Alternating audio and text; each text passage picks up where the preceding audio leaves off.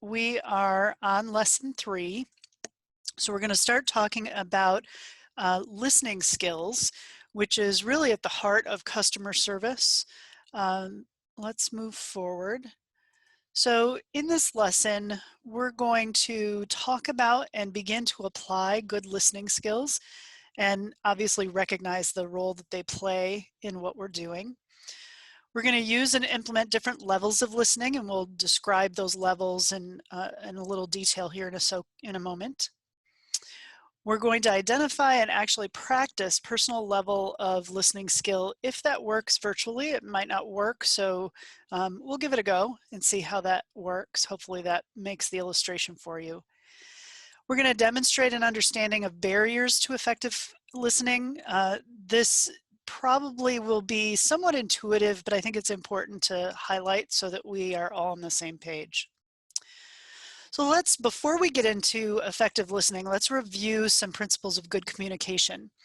In the last 2 lessons this morning, we spent a lot of time talking about effective communication, characteristics of that communication, but we didn't actually talk about the process. So we're just going to run through the process very quickly.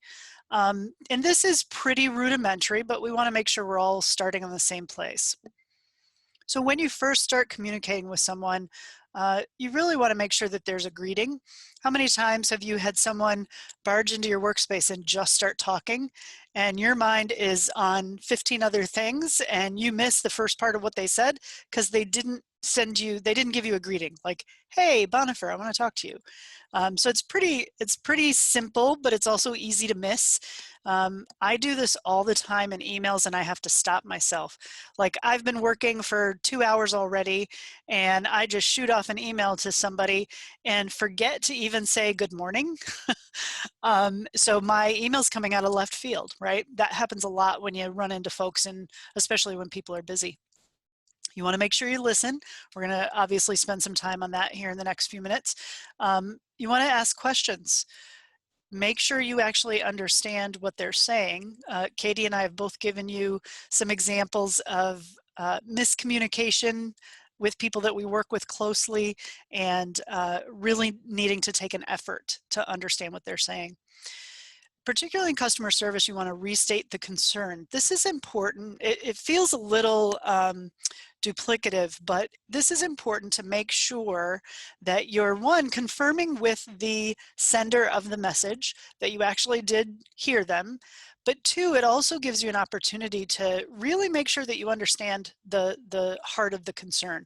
Sometimes it's a while before people actually find the words to get to the heart of the problem, so they talk for a while until they finally get around to it. So it's important to listen to all that they're sharing, because you may actually help them get to the heart of their concern. And this leads to the next step. You really want to identify exactly what the problem is. Sometimes the problem isn't clear. Sometimes customers are so riddled with emotion if they're angry, or they're just so stressed about other things that they can't really zero in on what it is that is the issue. So you want to make sure you identify that. You also want to spend some time making sure you enlist help. So I would venture a guess that not many of us on this meeting can solve all the problems we run into without somebody else helping contribute to the solution. So whether it's somebody giving you information, or technicians actually fixing something, or what have you, we almost always need help in one form or another. Occasionally you'll get a really simple call and you can walk through it, and that's great. You may need to simply look up a phone number for someone, but you want to make sure at least you think about that, like who else has the resources to help address this concern. When you figure out how you're going to solve the problem, and that's assuming you can find a solution, you want to restate that solution to make sure you're managing your customers' expectations. You want to close in on the details, right? So what's the time frame? Katie mentioned follow-up, and that's the next thing. How are you going to follow through and follow up on what you've promised? And those actually are often forgot, right? We answer a call, We deal with the situation, we move on to the next call, or we go to somebody's business and we deal with the sample there, we answer their questions. Maybe there's a question that we don't have the answer to. Do we go back to them with that answer, right? So that is approaching excellent customer service by having that follow through and follow up. Questions before we move on? Okay. Just a comment. Yeah, go ahead. Yeah, when you mentioned that restating concern as part of the flow chart here, Mm-hmm. kind of reminded me of some training we had where when we're taking calls from customers who maybe have a problem that they want to address, just the act of like restating the problem kind of seemed to shift the conversation from like a confrontational one into more of a cooperative like effort. Yeah. Becomes less of a like, hey, you fix my problem, to more of a, okay, now they understand what I'm talking about. Now it's a let's fix our problem kind of a situation. Yeah, that's a perfect observation. It's really helpful and disarming to someone who calls angry or who walks in angry if they feel like you're on their side, right? So by you restating their concern, you're showing empathy. Yeah, I hear you. I know this is upsetting, right? Excellent. Okay. So what exactly does listening mean to you guys? Can we talk about that for a minute? Does anybody want to jump in here? What is listening? I guess listening to key points of the situation. Like if you're talking to a customer, it's like certain things like you can catch on like, oh, okay, this is what I need to point out and say to this person. Mm-hmm. And just try to think like if you were in their shoes, you would probably feel a certain way too. Yeah, good. So I think empathy is coming through here, picking up on points, really paying attention, right? What are some other aspects of listening?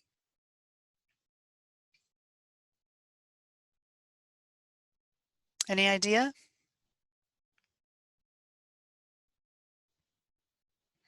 It relates to something that Jack was saying and to empathy to a certain extent.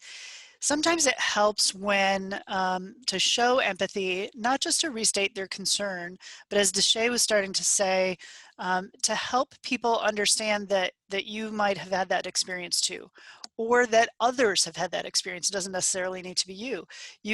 All of you have a lot of great experience. So you can say, you know what, this does happen sometimes, unfortunately, and here's what so-and-so did about that, or here's what other customers have done about that. So you have an opportunity to help them not feel alone, right? Sometimes people get angry when they're really stressed or scared, and it comes out in anger. So those kinds of aspects really help in the listening process. Any other thoughts before I move on? We, yeah, we noticed that with a lot of our calls, it was mostly a matter of just kind of being an ear for somebody to shout at or vent their frustrations into. And Yeah, really, just it's not even a matter of like really fixing their problem right now. It's more just a matter if they want somebody to talk to or explain their problem to, and yeah. to just get some reassurance that they're not totally alone and helpless in their situation. Right, right.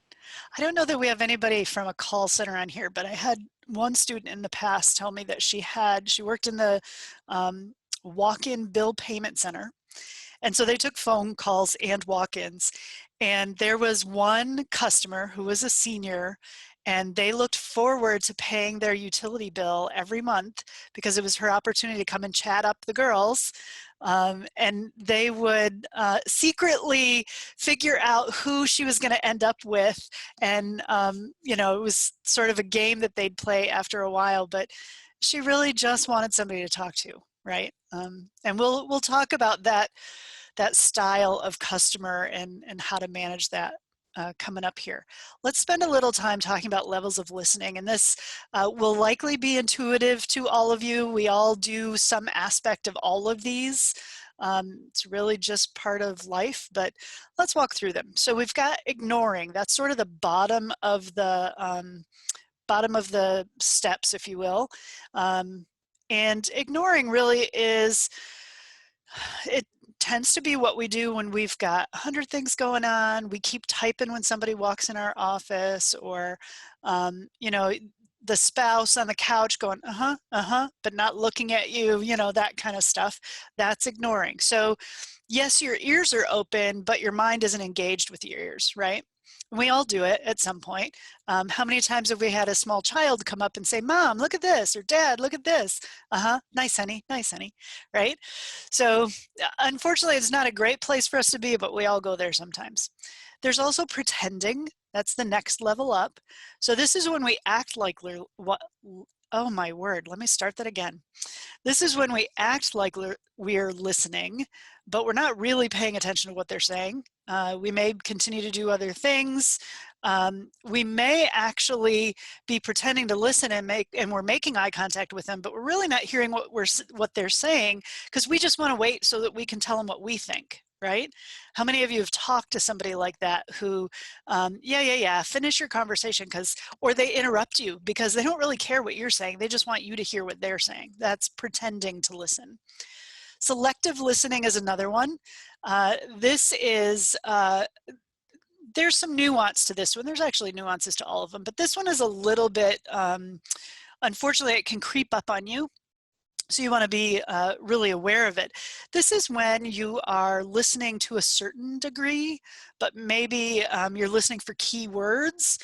And this is particularly true in a situation where if you have an upset customer and you're trying to address their concern, that customer is probably in selective listening because they're waiting for trigger words. They're waiting for you to say or do something that will lead them to a decision of, yes, I'm going to go off on a tangent, or, okay, now I'm going to calm down, right? That selective listening, they're not really listening to you. And we all do it to a certain extent. Again, I'll pick on my spouse. He's really good at yes, honey, right? Every once in a while, I have to give him a pop quiz. Do you know what I'm talking about? Are you with me here? And we've been married a long time, so I'm allowed to pick on him. Selective listening. Let's look at attentive. Attentive is really what the goal is here. We want to make sure that we are listening, we're paying attention to what they say so that we can actually resolve their concern. This is when the idea of feedback, restating the concern, asking questions, those kinds of things come into play. And all of those steps help reinforce the idea that you are listening, but they actually have an impact on your ability to retain what you're hearing. So doing those kinds of things is important both for the sender and the receiver. It does take energy. It takes focus. So for example, I'm notorious for typing because I can type and have a conversation at the same time, because type is muscle memory for me. But it's really rude when someone's trying to talk to you and they hear you clacking away on your keyboard. They don't know you can do two things at once. And frankly, nobody can do two things at once. It's a myth that you can multitask. Your brain actually is just like a computer. You can only have one active window at a time. That doesn't mean you can't have multiple things going. You have multiple things in your head, but you only get to pay attention to one thing at a time. So even though I think I can do two things at once, I'm wrong. And I've had an employee say to me in the past, can you stop typing so that I know you're listening? So now I take my hands off the keyboard when someone comes in my office. Now, actually, I don't really have an office. I work in a home office, but you get the idea. Empathetic is really going above and beyond. It is really, we're looking for always achieving that attentive and empathetic listener. Empathetic, it gets to one of the suggestions that Deshay had suggested, and that was really helping to relay that you understand what they're saying, empathize with their situation, help them understand that they're not alone. That's empathetic listening. Any questions with those, or any disagreements? Do you see any other levels that are missing? Okay. One question Yeah, go ahead, Deshay. I have to say with pretending, like even like working through the phone when it's not necessarily pretending, but it's more like you've done this over and over and over and over again. Some people can take it as, oh, she Yes. just not really caring. Yes. But we do care. It's just we've dealt with this over and over and over again. Right, right. That, you know, that's a really important point, and it's something we all need to be careful of and mindful of. When we've done it so often, we jump to the conclusion that we know the answer, and it may very well be that you know the answer, right? Every time your water quality report goes out, you get phone calls about XYZ. So you sort of have the response memorized. As soon as you hear keywords, you know what you're going to say. You're just waiting for them to stop venting so you can tell them what they need to know. Um, Even though we fall into that pattern, we have to be really careful to keep that out of our voice, especially on the phone. It's hard to do, right? Because you hear it 100 times. It's not very interesting, right? Doesn't keep your attention. But you do have to make every customer feel like they're the only one, right? Like they're the most important one. Good. That's a good point. I think that's actually a really great comment that Shay brought up, is that not sounding scripted is, I think, really important, because you have those staple answers that you have, that you get the same questions over and over again. And I think it's really important not to sound scripted, even though you know it's going to be the same answer. If you can connect and sound more personable and connect with that person on the phone, even in just a small way, just to take that scripted sound out of your voice, goes a long way. Yeah. When I was responsible for the receptionist at a job a number of years ago, and we worked on some sort of standard language. I wouldn't say scripts necessarily, but one of the things that I drove home, it was actually two people that I drove home with them, was yes, I want you to use these words, but you have to figure out how to make them your words, because it has to feel like it's coming from you, right? Not from a script. And I don't know, we'll talk a little bit more about this shortly, but has anybody had heard of the concept of smiling when you answer the phone? Yeah, right. It actually works. So similarly to when you smile, it changes your brain chemistry. When you smile, it changes the tone of your voice. And so at one point we had a mirror by the main phone. This was back in the day when there was one central phone, and we asked people to actually do that.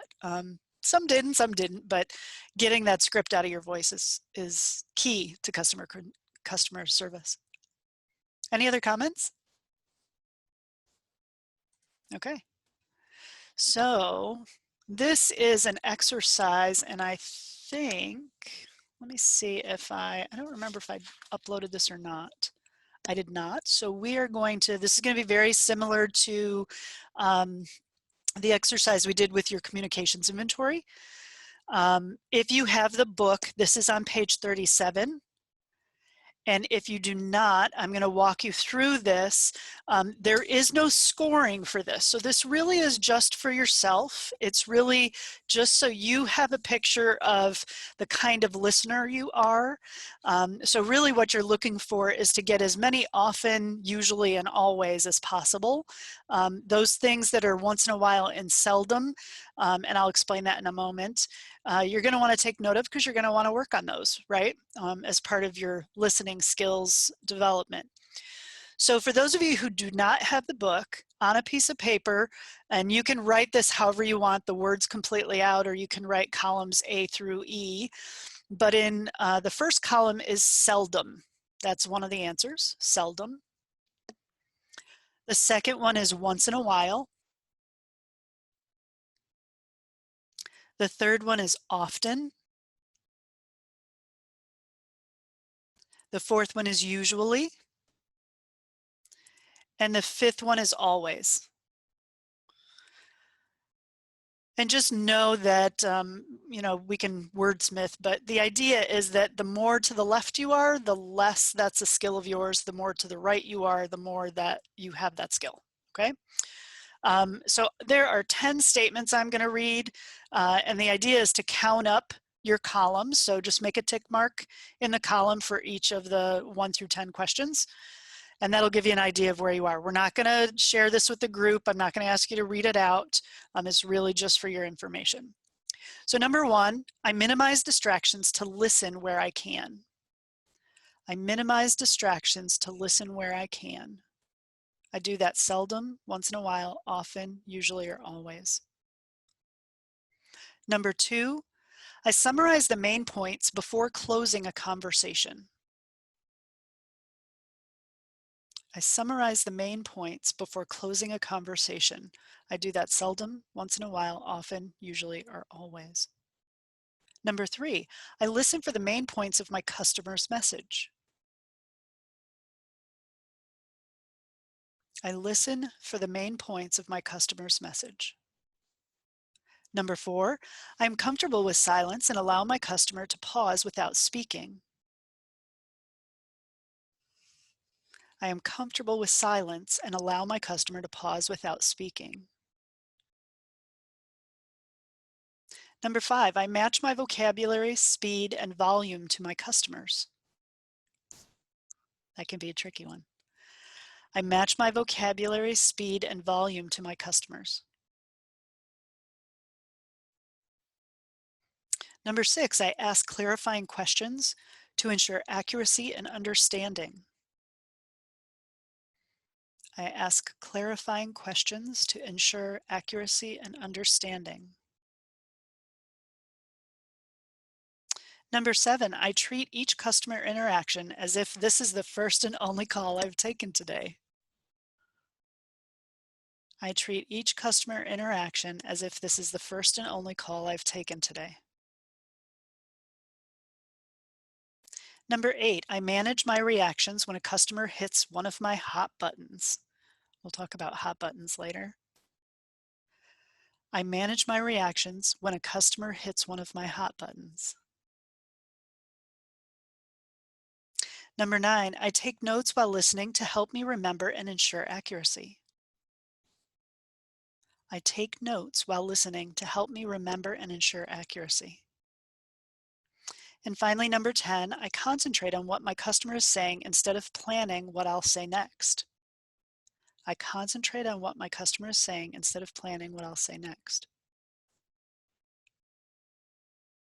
Now, this presupposes that the more you do this always, the better your skill in that area. I think we all recognize that there are some nuances here, right? There are situations where you don't want to match the volume of your customer, right? Their voice escalates, you don't necessarily want to match that. It's really the intention with that is if someone calls and they clearly are not an English speaker, don't use 25-cent words when nickel words will do. And what I mean is the difference between utilize and use, right? Utilize is a 25-cent word and use is a 5-cent word. They mean the exact same thing, just use, right? Whereas if a PhD calls you and he's using language maybe you don't understand, then you can use the language you want to use, right? So just keeping that in mind. Good. Any surprises from anyone as you look at where your totals are? You think you have an idea of what you need to work on? No surprises, yeah. Okay, good. Let's go back to share screen. Go ahead.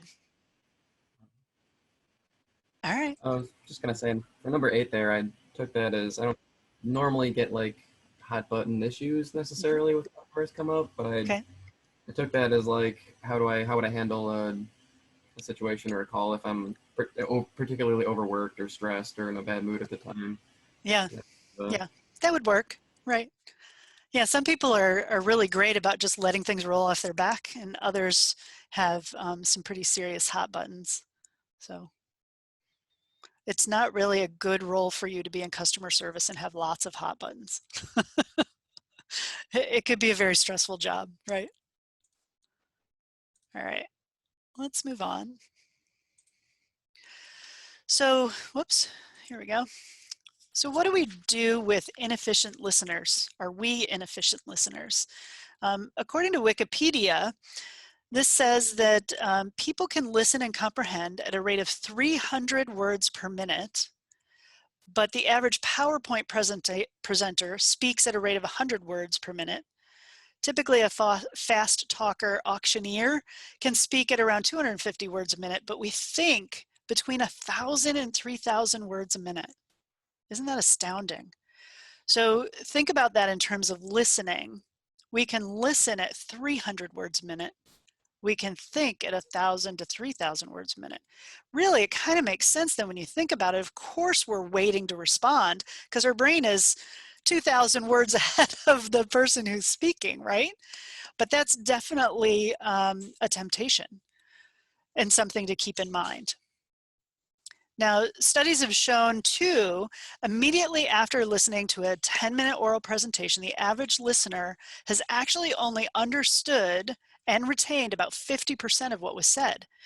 So within 48 hours or 2 days of that presentation, it's actually dropped another 50%. So you ultimately only actually retain about 25%. Which is kind of astounding and very disheartening for teachers, I imagine. It also explains why you have to explain the same concepts to your customers over and over and over again, right? So for those of you who have the book, you can look at page 38. We're going to talk a little bit about steps to better listening. And this really comes into, I want to see if there's a slide. I'm not sure if we have a slide on this one. It does. Okay. So let's move on to the next one. So steps to better listening. The first one is you want to make sure you listen to understand. And this is really tough when you've taken 30 phone calls already about the same thing. You know exactly what you need to say to them. You really do need to make yourself listen to make sure that you understand that really they are headed in the direction you think they're headed in. I know I've experienced this a number of times when you call, and this is, I'm going to pick on cable because it's an easy one to pick on. But you can, how many times you've called the cable company and they think they know how to fix your problem before you're even done telling them what the problem is. Oh, you need to reset your box. Okay, could you just let me finish? I've reset the box twice now. You know, that kind of thing. You want to make sure you listen to understand, which goes to don't interrupt, let people finish their thought. It also means you have to get comfortable with silence. It's particularly helpful if you can actually see someone, because then you can see if they're still thinking, right? If they're on the phone, it's a little harder, and we'll talk a little bit more about that, but listen to understand. That's pretty key. Be quiet is the next one. And this is hard for those of us who like to talk to people, but allowing silence so that people can gather their thoughts, figure out what they want to say, and go ahead and say it means you have to not fill the space. I am really bad about this. I already mentioned that I interrupt people and I'll finish their sentences because I think I know what they're going to say. In order to prevent myself from doing that, I actually have to put my fingers over my mouth to remind myself to just listen. This is a hard one for me, and for some people it's easy, right? If you're not a talker, then being quiet is pretty easy. Silence doesn't bother you. But it is a really great strategy for being an effective listener. Let them finish their thought. This is pretty key, and we'll talk a little bit more about this when we talk about personalities in a later lesson. But this is pretty important depending on your style. For someone like me who's a direct, if you remember the communication styles, I'm zipping to the bottom line, right? That's where I'm going. And once I get there, I've moved on. The train has left the station, I'm doing other things. Not everybody's wired that way, right? Some people take some time to digest information. They have to really think about what they think about something. So when we're in this class and I pose a question to you and there's complete silence, I have to let that sit. You guys have to have an opportunity to think about it, you know, let it digest. So let them finish their thoughts. Maintain eye contact. Now, we've had this conversation briefly. Maintain eye contact is a very specific American strategy for listening. It's partially sender, partially receiver, right? It gives body language that shows the speaker that you are listening. It also requires you to stay focused as the receiver. Just be mindful of not staring someone down, right? And be mindful of their cultural practices, because this might be a little intimidating for some. And we can talk about, I think we actually, if you're doing course 2, we talk a little bit about body dynamics and body language in terms of effective communication and power, but we'll talk about that then. And then the last one is ask questions. This really is a great strategy for helping people see that you really are paying attention. So when I call the cable company, and I don't call them much, but when I call them and I've explained my situation, instead of going right to the solution, restating what she thinks I've said or asking clarifying questions to make sure she does know what I'm headed to really tells me that I've got her attention. She's not just, even though she is following a script, perhaps there's someone on the other end who actually empathizes with my situation. All right, who's my leader from room 1? Oops. Joel, great. I'm from 2. Oh, you're from 2. Who's from 1? Katie. Katie. All right, go first, Katie. Okay, we got a pretty good list here. We listed prejudices. So kind of having those preconceived ideas just walking into the conversation. Yeah. And along those same lines, making assumptions. You know, as the person starts talking, maybe you start assuming you know where it's going to go, formulating an answer before they quite finish what they're talking about. Right. Distractions, energy level. I mentioned coming back after lunch. I'm kind of tired now. Right. And emotions. We talked about sometimes how other people might start the conversation with you very angry, can kind of put you, even as the customer service person, off a bit and not listening as well. Yep. We talked about locations, whether it be talking to someone in person where you can see their body language, or over the phone, or doing things on Zoom. Right. All those create different barriers or potential barriers. And then I think the last one we had was language barriers and accents, things that make it difficult to understand exactly maybe what the person's saying. And if you're asking them to repeat over and over again, you're still not getting it. Those were the top ones we came up with. Those are good. Great. Thank you. Nice job. Joel. So we got a few of the same things, like the language barrier, accent, or cultural differences that can make it hard to understand where someone's coming from or understand their words. Also, sometimes noisy atmospheres where we're working can make it hard to understand someone. Right. Other things we talked about were like pressure, if there's a long line behind them and you're trying to get to people fast, or like us, we're often like doing our work, we're trying to sanitize the sink and stuff, and they're like, if they're asking you questions during that, you're trying to like count seconds in your head while also answering questions. Right. Like, or if you're being distracted by cell phones or things like that coming on while you're talking to them, that could be bad. Yeah. And also we mentioned overthinking in your head, or like getting in your own head about like what you're going to say. That's a in good response to this. And, yeah. and also we've mentioned face masks can get in the way. That's a great point. Yeah. Face mask, not being able to, it's interesting because I don't actually have hearing loss, but I seem to listen better if I can watch someone's lips move. I don't know why that is, but especially for non-English speakers, I just hear the words better. I have no idea why, but yeah. So masks have been wreaking havoc on my ability to listen well. Good. Who's group 3? Who was the speaker for group 3? Oh, Cam, they didn't. All right. How about they did. How about just giving us the things that haven't been mentioned? We had to. We had to. You cannot say don't pick on Cam and All right. Well, this is your due, Cam, so you're safe for the rest of the day. Most of the stuff that we came up with has been covered, aside from, for us, we came up with wanting to jump in when you hear something's incorrect. Oh, yeah. You meet that with a lot of negative emotion, and you end up wanting to just cut them off instead of continuing to listen. But at the inverse of that is also you sometimes are excited about something. Like if you're trying to solve something, you come up with an idea that you think will work for it, and you don't let them finish what they're saying. Yeah. and you aren't listening, and they might end up where you were thinking of going anyways, but Yeah. because you cut them off, you didn't give them a chance. Right. Oh, those are great. You guys did a great job on that exercise. These are all great answers. Believe it or not, some of them are on the quiz. If you guys have taken any of the quizzes yet and you plan to continue, know that some of the answers that are presented are kind of silly, so it's obvious they're the wrong ones.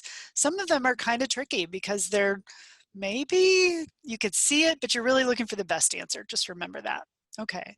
Nice job, everybody. Thank you.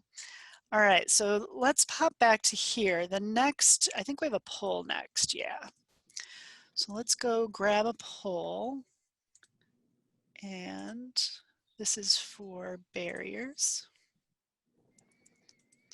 All right, so the poll you have is for describing what barriers to listening that you've experienced, either as the speaker or as the receiver, either one. So what barriers have you experienced personally? And in theory, you can respond with more than one answer. Let's hope that works. We can only pick one. Okay, well then pick the best one. What's the one you've had most experience with?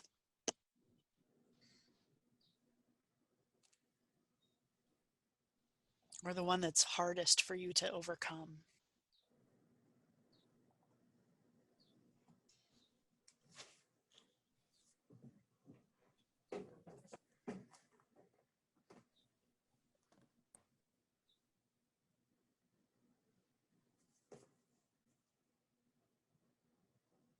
Good. Almost got everybody. One more. We got a holdout. Okay. Cool.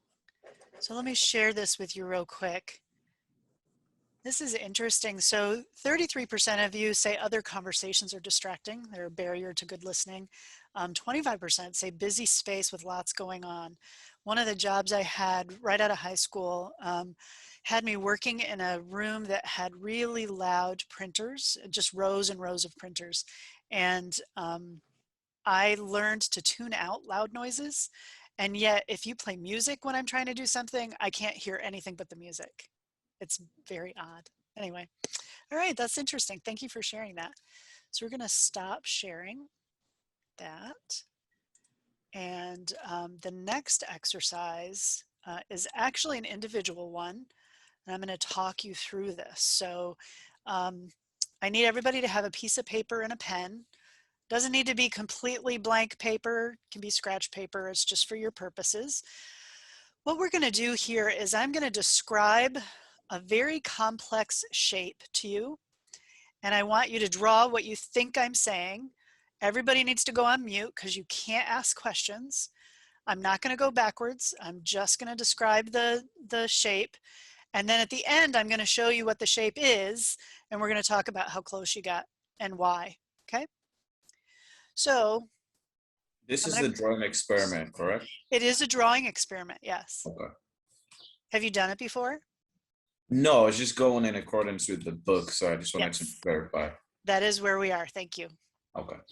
I'll get better about pointing out pages. All right, so the first thing I want you to do is draw a rectangle.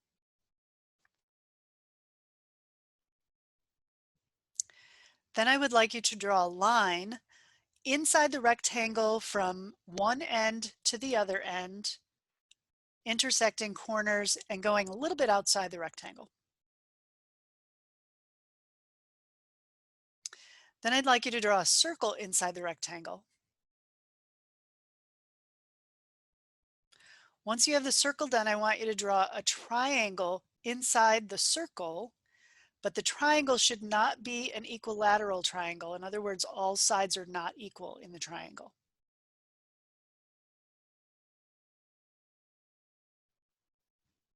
Okay, you guys ready for the big reveal? Okay, so this is the shape I was describing. Did anybody get close to this?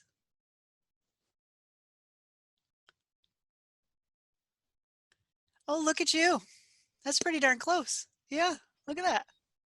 I was close to it, but I'll show you my video, but you know how. Right, right. So this is actually a lot more effective when I can put you in pairs and have you guys do it. It's interesting because some people are very precise with instructions, and other people are just like, draw a rectangle, draw a line, draw a circle, draw a triangle, have a nice day, right? And hopefully this illustrates, like, I was really mindful of giving you instructions. I was very careful about enunciating my words and drawing out details like the line extending outside the rectangle. Very often our customers are not that intent on communicating clearly. And you guys were all intent on listening because you knew it was an experiment. But if we're not intent, if we have, like Joel was saying, if we have 100 things going on, you know, we've got a line of 10 people and one person is asking us to draw this ridiculous thing, you just want to get through it, right? So anyway, it's a good lesson in focus matters, right?